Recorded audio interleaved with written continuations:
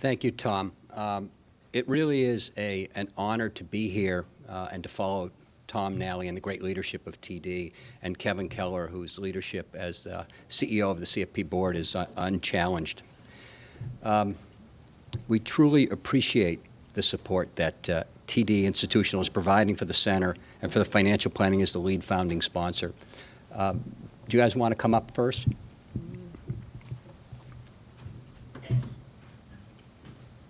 Welcome. My name is Bob Glovsky. I'm a CFP professional, and currently I'm vice chair of the Colony Group in Boston, Mass. I previously served as the 2010 chair of the CFP Board of Directors. I'm here in a new capacity today as chair for the Center for Financial Planning's Advisory Council. I'm very excited to play such a central role in the Center for Financial Planning. The Advisory Council will be comprised of thought leaders in financial planning and in the areas of workforce development, diversity, and building the academic body of knowledge, including major sponsors of the center. Its role is to help set the programmatic priorities for the center and to provide guidance on the center's research and initiatives, as you heard Kevin mention. And as Kevin described, one of the key priorities for the center is to build a capacity for the financial planning profession by creating a sustainable supply of new and more diverse advisors to replace the retiring workforce, addressing the lack of gender and racial diversity, as well as attracting and developing the next generation of financial planning professionals, is critical to meeting the growing and increasingly diverse needs of the American consumer. The Center for Financial Planning will work to bring innovative research-based techniques and approaches to meet these challenges. When Kevin approached me about chairing the center, I was humbled and excited all at the same time. Today we launch the center, creating the opportunity to bring our industry together to solve the largest challenge we have ever faced. It is imperative that we change the perception and increase the awareness of what great career opportunities exist for women, minorities, and the next gen. The days of the old white men who so ably founded our profession 50 years ago must be history. We must start looking more like our clients. We are a different society, and we need to adapt as a profession. It's a tall task, but together we can and we will succeed. I'm looking forward to a great discussion about these important issues with our panel of experts. Now let me introduce our panel. The panelists for our next discussion all know a great deal about what it takes to spur workforce development and foster diversity within our profession. Moderating today's discussion is Kate Healy, the Managing Director of Marketing for TD Ameritrade Institutional. Kate is responsible for the development of marketing strategies and the execution of programs to help increase awareness and deepen relationships with more than 4,500 independent RIAs who custody with TD Ameritrade Institutional. She oversees the growth of TD Institutional brand and leads TD Ameritrade Institutional Women's Initiative, which supports the professional development of women advisors. Kate is a true leader in our profession. Next, our panelists. Cy Richardson. Cy is a Senior Vice President for Economics and Housing Programs at the National Urban League. Prior to being appointed in 2013 to co-lead the League's Programs Department, he served as Vice President for Housing and Community Development, where he promoted asset building and wealth creation for people of color in urban America. It's a privilege to have Cy and the National Urban League join us as we move forward with this important work. Next is Ann Weisberg, Senior Vice President for Strategy at the Families and Work Institute. She is a recognized thought leader and executive who has designed innovative practices to build effective, inclusive work environments, including co-authoring the best-selling book, Mass Career Customization, Aligning the Workplace with Today's Non-Traditional Workforce. And finally, Rianka Dorsainvil, a CFP professional, is founder and president of Your Great Contribution, a virtual, comprehensive financial planning firm dedicated to serving the busy young professional. A strong advocate for young professionals, she served as the 2015 President-Elect of the Financial Planning Association's NexGen community, where she focuses on the cultivation of the next generation of financial planners. As part of her work there, she co-founded a mentorship program for women in financial planning at her alma mater, Virginia Tech. Please join me in welcoming our moderator panelists.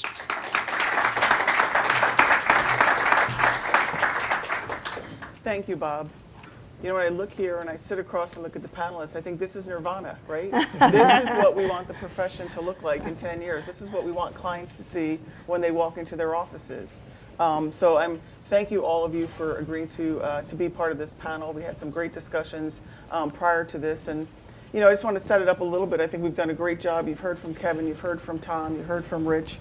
We know that we have a problem in this profession, right? We know that only 23% of CFP professionals are women. That number hasn't changed in over 10 years. So something needs to be done. We talked a little bit about, I want to get a little more context around the diversity problem. Close to 13% of Americans are African American, yet only 6% are advisors. Between 15 and 17% of Americans are Hispanic, yet again, only 6% are financial advisors. And to Kevin's point, those combined with the Asian community is still less than 6% of CFP professionals. So we realize that there really is an issue here. We talked about the age profession.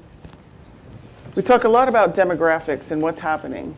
And so I wonder, would it be nice if we know that, we hear that older advisors are retiring and that there's a lot more younger advisors coming? So maybe attrition just takes care of this problem. Can we just let the profession come on as it is, and that eventually, as you know, the millennials come on and they're more diverse, maybe we don't have to do anything, and maybe this problem will just take care of itself. Cy, I think, you know, you've seen a lot of this, and so what do you think about, can we just sit there and let this happen, and will the lack of diversity kind of go away as the American landscape changes? I mean, I think listening to Tom and Kevin and Bob speak, I mean, I think the answer is, how can you afford to stand pat? How can you afford to be reactive when an entire profession, an industry, an association, large corporations that provide a good and a service to America is mired in the 20th century, right? I mean, I think it's an illegitimate profession, or illegitimate professions that lack credibility are not showing the kind of grown-up, mature attitude to understand what are the demographic shifts doing to us, and how do we proactively respond and react to them. And I think, and I hope we can talk about this a bit later, but I think that data point is a very important and interesting one, but I think it's an intermediate data point. I mean, what is the right kind of proportion to the profession as it relates to the broader population? And also, how can we ensure the kind of professional fulfillment and personal fulfillment that we're trying to kind of create as we open up avenues for this new profession? So I think it also is making sure the demographic proportionalities are correct and calibrated, but also how can we add the kind of humanity to this profession that we can create the narrative why this is for you. This is the pipeline, this is the pathway, because these are the rewards personally and professionally for you. I think that level of conversation from a gender standpoint, from a racial standpoint, has to be had. I think it's part of this broader kind of grown-up conversation around how does the industry catch up and then advance beyond the basics, beyond the basic standards, to lead as a profession that really does understand and react to the kind of racial dynamics in this country and the gender dynamics in this country. Can I just add to that? Absolutely. So I was at Catalyst for many years. For those of you who don't know, Catalyst is a nonprofit that counts the number of women in senior leadership. All those numbers you see reported in the press come from Catalyst. And way back in the day, Catalyst used to survey CEOs about what was the issue around gender, and CEOs would say, well, it's just a matter of time, right? We just need more women in the pipeline. But, I mean, you heard Kate say that the numbers haven't changed in 10 years, and now when Catalyst asks CEOs, you know, do you think that time alone will solve this problem? Very few of them say yes. So the fact is that the numbers alone in the pipeline don't translate into the kind of, you know, what we're talking about, the changes in the way the work gets done, in the way careers are developed within any organization. You need intentional focus on that to make a difference. That's right. That's fantastic. And so, you know, and you talked about that. So there are a lot of financial services firms and companies that have a women's network or a women's initiative. Do you think that's enough? Is that enough to really address the shortage of women in financial planning? So I'm a lawyer by training, and there's a, so I like to say it's necessary but not sufficient. No, that's a legal phrase, you know, that's how lawyers think. So, I mean, it's been, you know, it's been great in many companies and organizations to have women's networks, to get the women together, to get to know them, to create a support system for them. But these issues are systemic, and women alone cannot solve this problem. This is a problem of organizational dynamics. It's about gender dynamics, sort of the dynamics between men and women.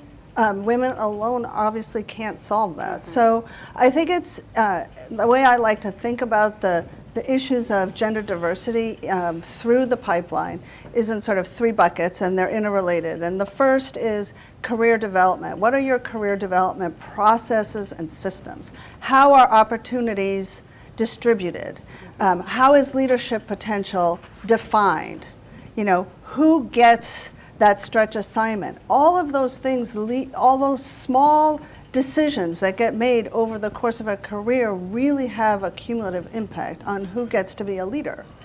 Another system is your sort of work environment, sort of the culture around work. You know, what is the ideal worker norm in your organization? What does that look like? Do women feel that they that reflects who they want to be? Bain did a big study of early career women 2 to 3 years out, and there was a huge drop-off in their aspirations. They come in actually aspiring to higher levels than men do, but within 2 years there's a huge drop-off because they don't see themselves reflected in that ideal worker norm that they see around them. And the third bucket is work-life and how work gets done. So it's, you know, that sort of day-to-day flexibility. How much do you give people the control over the conditions of their work, which has a disproportionate impact on how women manage and move up. That's yeah. Thank you for that. So Rianka, you know, we talked, right? You're the triple threat, right? You're a woman, you're a minority, and you're next generation. Oh yeah. So there's You're so the many whole different package, layers. You are the package. But you know, what kind of challenges do you see facing women, millennials, minorities that are trying to enter this profession? And what kind of different layers does that apply? Is it one lumped group, or is it all separate when you think about that? It's definitely separate. And to touch on the millennial aspect, in order for millennials to enter into this profession, we need to know it exists. I was very fortunate enough to stumble upon this program, the CFP Board Register program, when I was a student at Virginia Tech. And it has been the reason and the success for my career. But I didn't know it exists. And so just exposure of the CFP programs, as well as once we know it exists, what does it mean? Mm-hmm. It's not all about numbers. And I think that's been the common theme here today, is that it's very client-centric. We are a very client-centric profession. And we need to know this. It's not all about numbers. And then also there's various career paths. Every career path is not going to lead us in front of a client. And that's okay. And that's welcomed as well, because not everyone wants to be client-facing. There's some of us who are true technicians and just want to do the work. That's it. And let us just do the work. That's our strength. And then we need folks like that in our firms, the technicians.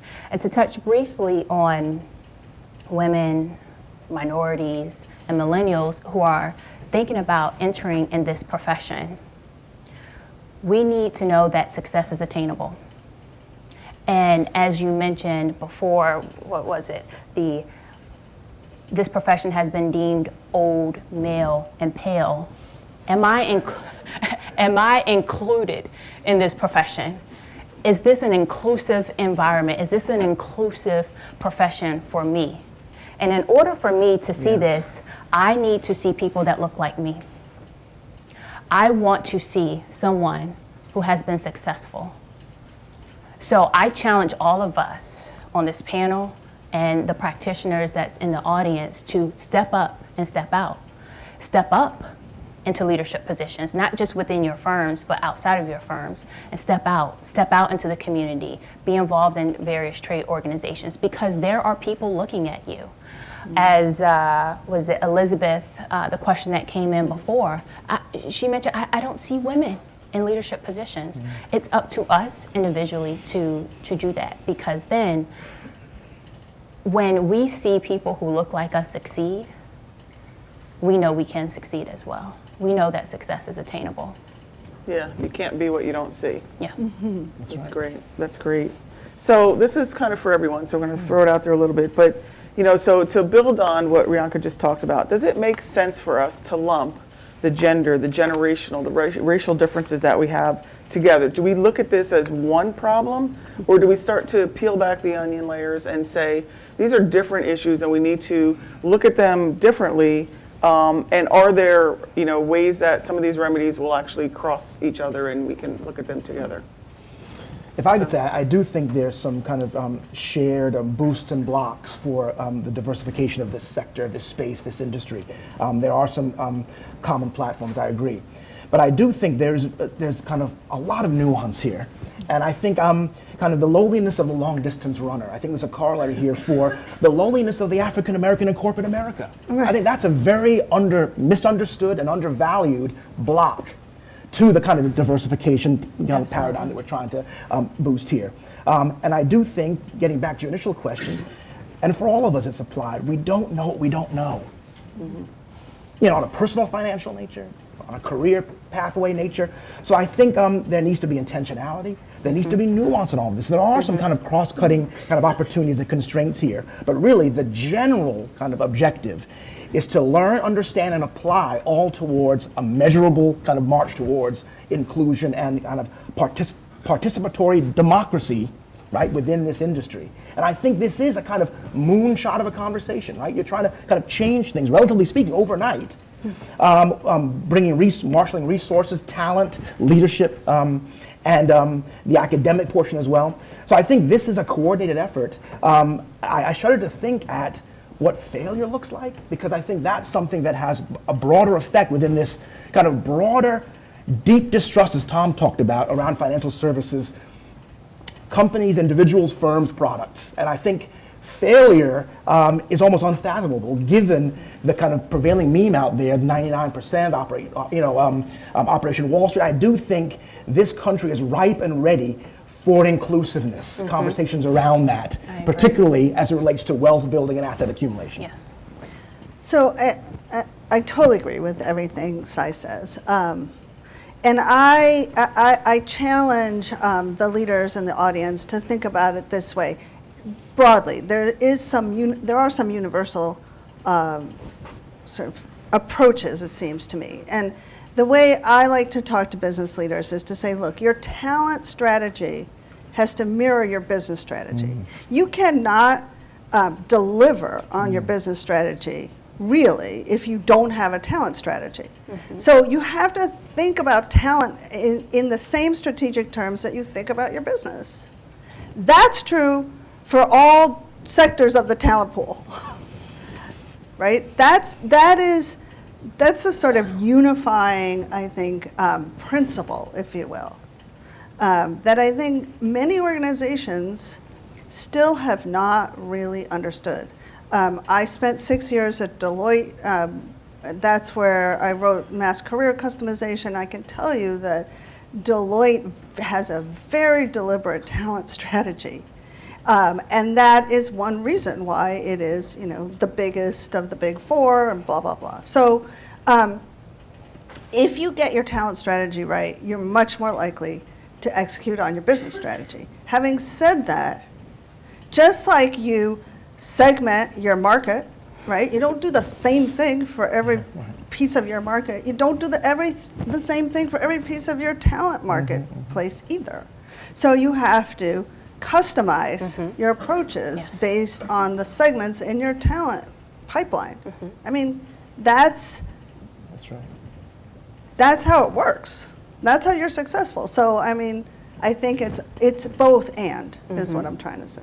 To add very briefly, I definitely agree with Cy and Ann, and to also mention that there is sensitivity to each group from a gender standpoint, from a racial standpoint, and from just a generational standpoint. There's a different sensitivity to each group, and I think it should be tackled separately. That's great. And, Ann, I love that you brought up what Deloitte is doing, because as we think about it, we think of how we're facing this talent shortage. I know that there's fears in this industry as that we look to raise the profession that we're going to be competing against, and we already are competing against the Deloittes of the world for the same talent. So why aren't we putting the same kind of strategies in place that they are to really foster this inclusive workforce and develop careers for Right. young I mean, planners?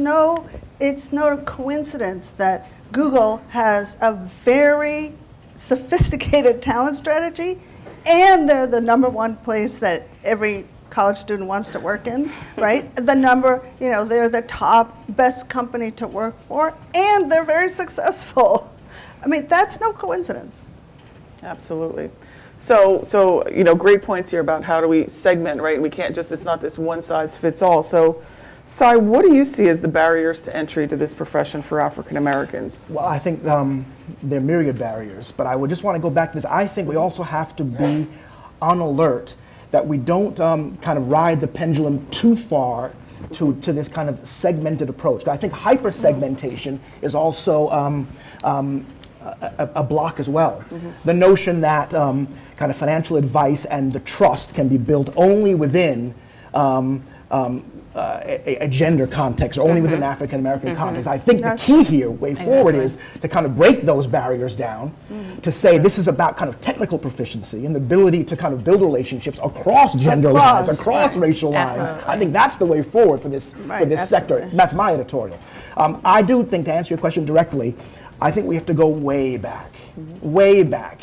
I was just talking with Seymour there in the audience, and there are very few African American faces in this room, okay? And so we kind of shared just a little exchange. And what I wanted to say to him is kind of, what was the first individual or experience that opened your mind to this profession? What classes did you take? Who did you network? How did you open your Rolodex up? Who were your contacts that you thought could be your clients at some point in life? And how did you interact as a minority within a majority organization? I think those lessons, those experiences, the pain associated with that can be brought to bear for those coming behind you in particular. And I think that is a mean within the African American experience that we're obligated to kind of intergenerationally teach. And I don't think we do that particularly so well. We speak to it. I think we have the chance in this room to actually apply that. And I think that's part of it, going way back, helping people understand the pipeline begins in school. In a kind of post-secondary understanding, what are the skills? What are the talents? What are the interests? Is it STEM? I mean, I think we need to tell me what to do. Give me a profile, a composite sketch of successful practitioners like Seymour, so I can chart a path that mirrors that. I think that's important to back this conversation up for our community beyond college. That's great. And so you think that's the same for women and millennials? Would that strategy, does that seem to resonate? I mean, we've been talking about it, and I think, one of the main goals of the center is to rebrand the profession and really articulate the value proposition for a career in this, in this industry, having a career in this as a professional in this industry. And, that speaks to, I think, all the talent segments. And I'll just give you an example. I designed the Women's Leadership Program at BlackRock. And while I was there, BlackRock went through a big rebranding. Probably a lot of you noticed that, over the last several years. And we did that in the talent space too. And BlackRock was the biggest player on Wall Street that had no brand on campus. So BlackRock would go onto campus and nobody would show up to their, little receptions or whatever. So the brand that was developed for recruiting was make a difference, make a living, right? And that brand was authentic. That was true because BlackRock's business is largely institutional, and those are, those are the pension funds, managing the pension funds for the firefighters, the teachers, and we would send, young people from BlackRock whose parents were teachers onto campus to say, like, this is what I do. I am making a difference, and I'm making a living. Totally changed the way students thought about BlackRock. And by the way, women in particular, it really resonated with them. And we increased the percentage of women in the analyst pool by over 10% in 1 year. Wow. So this is what I mean about intentional effort can make a difference. That's great.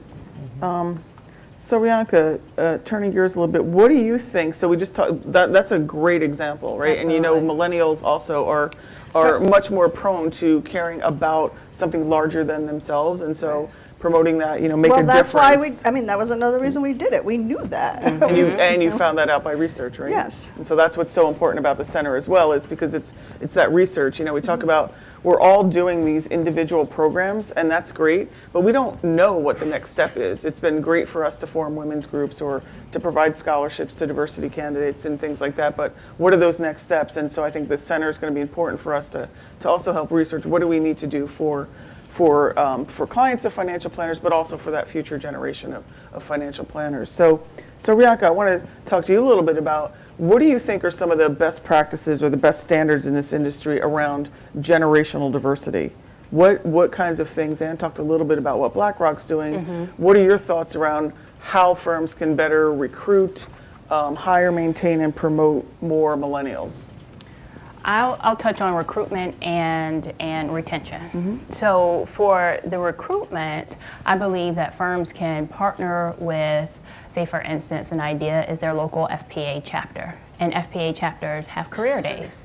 And at these career days, it's an opportunity for you to sit across the table with students that you may not be able to touch because you don't have the ability or the capacity to travel across country to various universities. And so the students are coming to you. So, and also other practitioners who may be looking for a change participate in career days as well. So career days is one. Offer externships. I understand that firms may not have the capacity to offer internships at this time. It's a summer-long program. It's money. It's time-intensive, labor-intensive from a capacity standpoint. But an externship costs you nothing. There are planners who are at the CFP board registered programs who are just saying, I just want to see what it's like to be in a firm. And allow them to shadow you for a week or two during their spring break, their winter break. I don't think anyone will come during their spring break. And if they do, hire them. So for their winter break, and offer like a week or two of shadowing. Here is what it's like if you come work in my firm. And this is what we can offer you. And that is allowing them to, any misconceptions or perceptions that there are about your firm or this industry, to allow to break that barrier. And then also, if you attend the various trade organization conferences, such as the Schwab Impact or the FPAB conference, talk to the student volunteers. That's how I got my first internship. Someone came up and spoke to me, and I spoke to them, and we had a very, very great conversation. They, hey, we have an internship program. You interested? I'm like, absolutely. She said, show me, where do I sign up? So talk to the students. These are students who are coming from CFP board registered programs, who are more than just volunteers. They have the education and the skills to bring some value to your firm. Also, I'll touch very briefly on retention. So now that you have the planner in your firm, allow them to sit at the table. And I'm not just saying physically sit at the table, but truly allow them to sit at the table. Just like what Ann mentioned, and Kate very briefly, about we care. We are the generation of probably caring too much, but we want to bring value to our firms, and it's beyond client. That's a expectation of us to provide value to a client. Okay, we got that. But we also want to help bring value to the firm itself. And if we are at the table, and if we feel like we're not being heard, or if we're not bringing value to the firm beyond the clients, we're not going to stay at that firm. What ends up happening is we leave. We either join another firm or we start our own. Which let's not do that. So one great way to do that that has worked in a lot of other industries is basically reverse mentoring. Yes. So JP Morgan Chase years ago won the Catalyst Award for their reverse mentoring program, where they had, the young people were the mentors. Yeah. And the more senior people were the mentees. And I think, now more than ever, especially with the rate of change, in everything, right? The way people get access information, social media, all of that stuff, which is affecting your business, whether you like it or not. You need what young people bring. You need their viewpoint. They can bring you up to speed, up that learning curve, in a way that I don't know how else you do that. I love that, the reverse mentorship, and then also it's a level of sponsorship in a sense, being more than just a shoulder for us to cry on when we're having a bad day because a client said something mean to us or something, but it's just more than the mentorship from a client perspective. It's from a firm level as well. If we bring an idea to the table and it's not good, just explain to us why. Well, why not? And don't take it as you're having to explain yourself, but more so of here's why it can't work right now. And then we can understand what you're teaching us is from a business perspective. This is why this is not workable at this time. So that you're only just being a mentor to us from a client perspective, but also from a business perspective as well. We need to see inside. If I could just add, I think it's also important to note the times in which this ecosystem is being understood and developed. I think there is a strain of individualism, particularly within the demographic that Rianka's talking about, that is kind of privileging individualism, that's rejecting kind of institutional kind of professions and institutional pathways. I think we have to account for, and again, this is the body of research element that excites me, the degree to which the entrepreneurial spirit can be tapped into as individual sole proprietor financial planners, because I do think that's the lowest hanging fruit to connect to existing social capital and social networks that can expand the other data point, which is the demographic breakdown of those folks who seek out financial planners. I'd like to see that tracked and have that kind of delta narrowed. And I think it's not just institutional means you do that, it's through individual means that can tap into entrepreneurship that is raging in our communities at the level that Rianka talks about. Yes. That's great. I've been trying to drop institutional from our name for years. So we're gonna take the last question from the panelists, and then we're gonna open it up to the audience. So what do you think that the most significant contribution that the Center for Financial Planning can make to move the needle on the issue of building that more sustainable, more diverse workforce in financial planning? I would just say I think it's a pastiche of what all of us have said. It's about educating and elevating. And then let's see organically where the marketplace takes itself. I think that's very American as well. A lot of things, again, we don't know. Absolutely. 2 years from now, 5 years from now, I think hopefully there's going to be a seminal moment in kind of charting the course. But I think it's about elevating and educating, and then see if that is an appealing pathway, not only for new kind of nascent planners, but also those who are mid-career looking for the pivot. Let's explore where those entry points are as well. I mean, I don't know if there's any one thing that I think is most important, but I would say rebranding the profession, especially given the fact that you're at the bottom in terms of trust.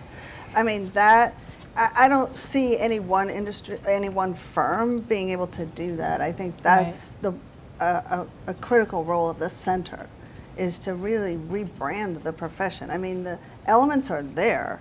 You just have to put it together. Just like Ann said, I can't think of just one thing, but the one word that does come to mind is collaboration. I believe the Center for Financial Planning will need to collaborate with individuals, like those on this panel or in the audience. These people care, that's why they're here. Colleges and universities, as mentioned earlier, and then also the other trade organizations that have been trying to figure this out for decades. And I love the fact that you welcome them to the table, and I hope they take on that challenge. Yeah, I mean, this is absolutely, a collective impact initiative. It's one of the reasons why TD Ameritrade was so excited to get involved. We've done a lot of great stuff, right? We've got our RA intern network, we've got our women's network. We're doing a lot of things around helping that next generation, but we know that we can't do it all by ourselves. And so, the opportunity to be the lead founding sponsor and really help create a catalyst, because what we really want is other firms and other individuals and the universities to continue to join this effort, because we can't do this alone. And to your point, it points to the we were an immature industry, and now we're maturing, and so that's the point where we come together collectively, and I think it's extremely exciting. Absolutely. So we've got some time for questions. I know that there's some mics, and I see some hands up in that middle row.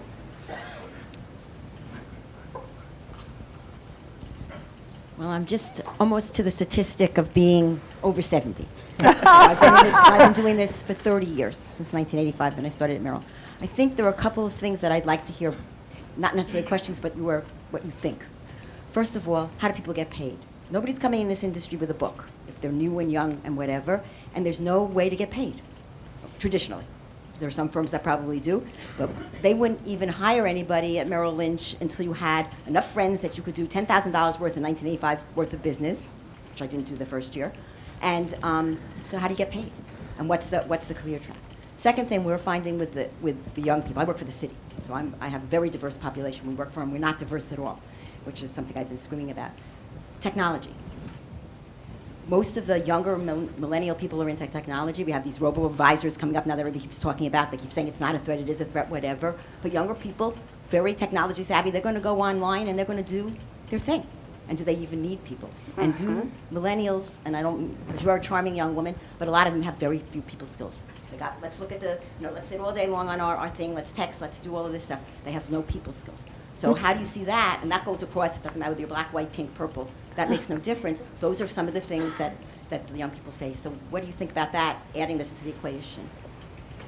I can touch on that very briefly. What was your name? Ronnie, thank you for your question. Hopefully I can answer some of them. Okay, how do people get paid? The lens that I'm speaking from is solely from the RIA perspective, from Registered Investment Advisors. I like to say I grew up in a small boutique firm, so I've never had the opportunity to work at like a Merrill Lynch or the Morgan Stanleys of the world, TD Ameritrades. So I'm not sure how they get paid, but for us, we have a salary.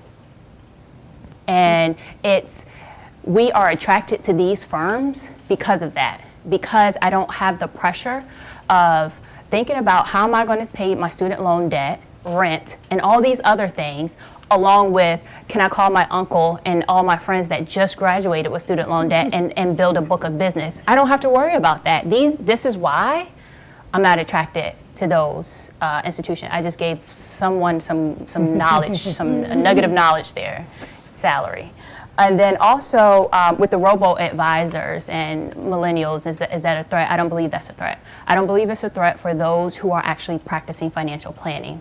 And then also for the firms who are very investment-centric, the millennials still love collaboration. We love to collaborate. So even though I may log on to a robo-advisor and play and fiddle with my investments, I want to talk to you about it. Hey, so this is what I was doing. Let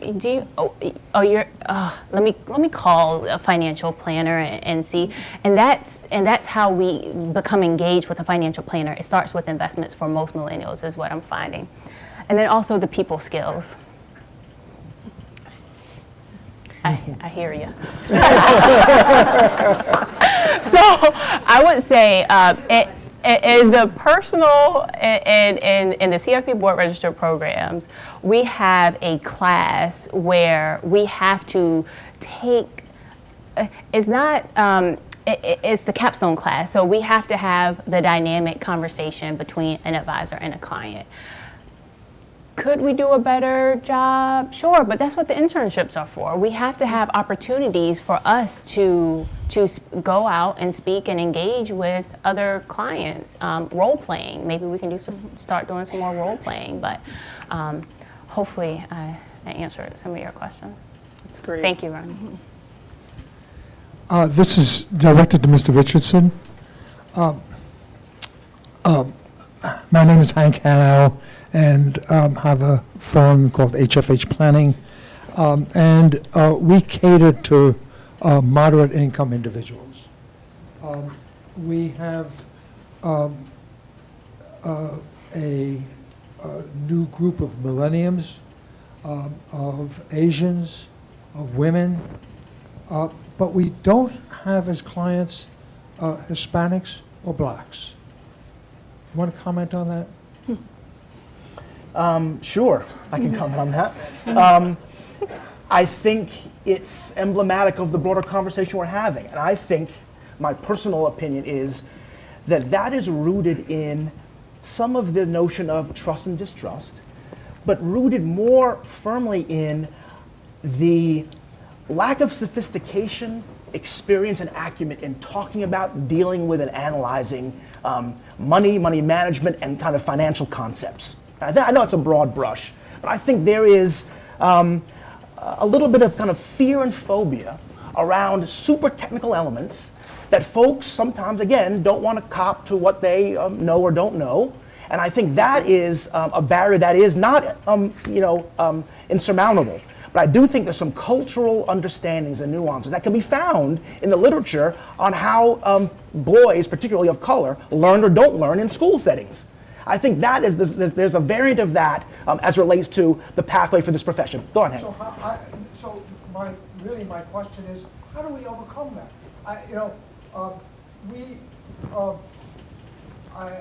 We work only on an hourly basis, so there's never an opportunity for our clients to get advice that is not directed only to them. Yeah. There's no way for us to make an extra penny one way or the other. And yet, we don't, we can't pull in the black, the Latino population, and I'm attempting to understand how we overcome that. Well, I think you do it in both symbolic and substantive ways. You have to make the argument that these services and products are needed by everyone. In fact, it's almost a kind of societal obligation for one to understand their finances and to be able to move up the socioeconomic ladder. Now, my organization, can help with the right language, right? I don't want to get too esoteric here, but the field of behavioral economics has contributed a lot in terms of the use of words and language to get people to move to action. I do think that's a very troubling but interesting case study that you bring to us around how to kind of reach folks and bring them out of their shell and to come to a place of learning and understanding. I think that is an illustration as to what's not wrong, but what needs to be addressed and adjusted within this broader conversation, I think. I think somebody wanted to say something. I have a question. I'm with Financial Advisor Magazine. I'd like to know, how do the barriers to entry into the profession differ for women as opposed to African Americans and other people of color? How are the barriers different for women and people of color? So, again, there are differences in terms of experience and sort of assumptions that are made about different groups. So I'll just tell you a story actually that was told to me yesterday by a CFP professional, somebody who has her license, who has been interviewing at some of the bigger firms, and she's been asked during these interviews, "What does your husband do?"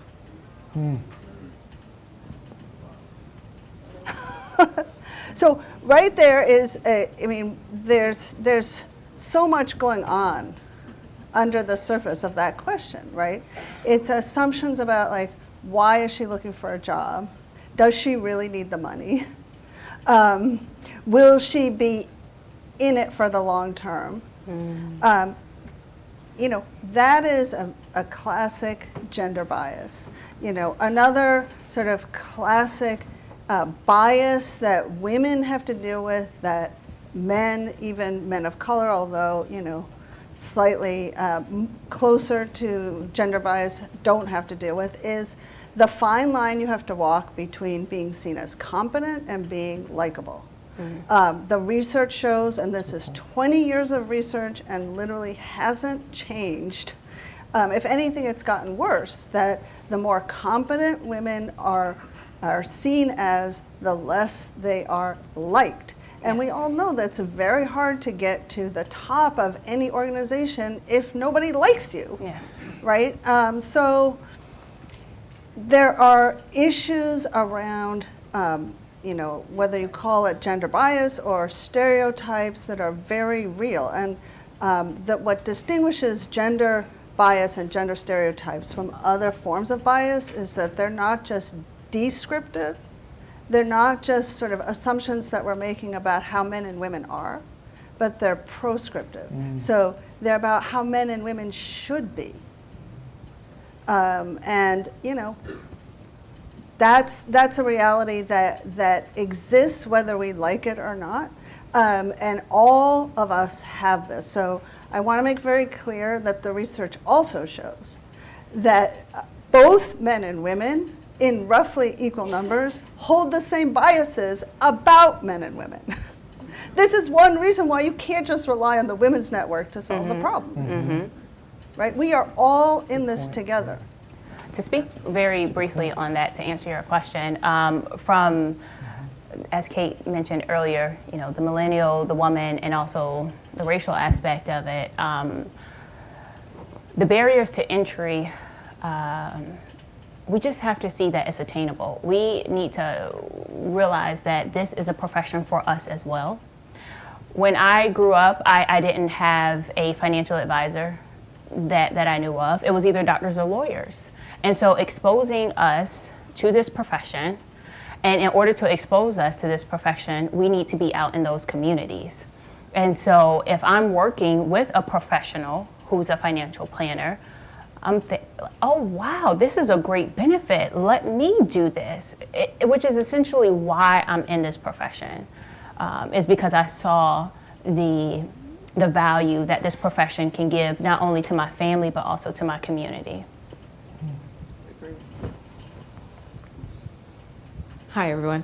This is more a response to the question the gentleman had on difficulty attracting clients of Hispanic backgrounds or Black backgrounds. And one of the things I wanted to say is, one of the best ways to attract clients in underrepresented communities is to make sure that your business and the advisors that you have, you hire people from those communities who, if a client sees that people that look like them are represented, they might feel more comfortable, talking to that person about their issues and think that they'll be more understanding. So I would say that's one way to start. And the other thing too is to examine your business model and see how your business model may or may not sort of be a repellent to people who normally wouldn't come for help. There are tons of studies that shows, the wealth gaps across, different racial and ethnic backgrounds, and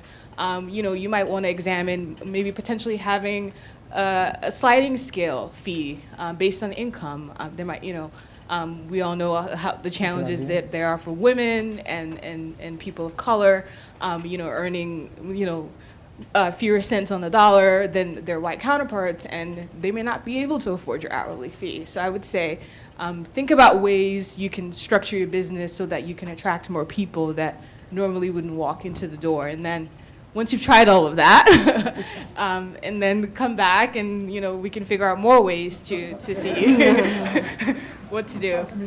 Just one quick point on that, something that Rianka mentioned. I think what a challenge that we're also dealing with in communities of color is the existence of almost like a shadow financial planning network of folks who are the elders in the community who are trusted. Again, this notion of trust Right. that folks will go to for this kind of basic elementary advice. The irony there is those doctors and lawyers themselves may not be so professionally fulfilled because they've got to take these professions to pay off their student loans, and so Right. they're moonlighting in many different areas, Yes. maybe giving poor and shoddy advice. So I think we need to clean that up, Yes. but that'll take, there's a cultural nuance to Very, that. very much so. But again, we have to elevate the profession. This is what it Yes. is, how to get there, how to narrate it, Yes. market it, Yes. and I think that will take care of itself. But I do think there's a strain of that trust and where do you go. And it are these kind of high positions where folks are kind of self-anointed experts, and we know that not to be the case. Can I just, Absolutely. I do want to caution all of us.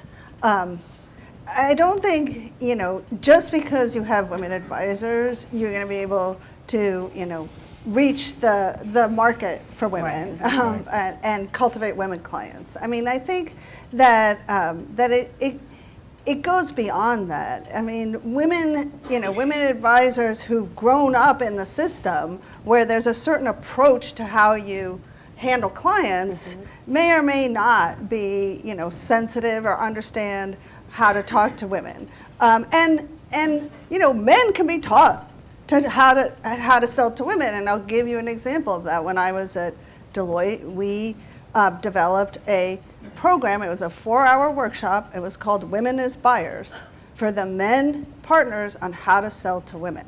Because we did an internal survey, and this is something maybe CFP could do, we asked all the partners, men and women, have you sold to a woman in the last 2 years? Anybody want to guess? 2 years. What percentage of the partners at Deloitte said they had sold to a woman, that the woman was the buyer? 0. 91%. Oh. Okay? So women are your clients. Wow. They're already your clients. I will guarantee you that. Okay?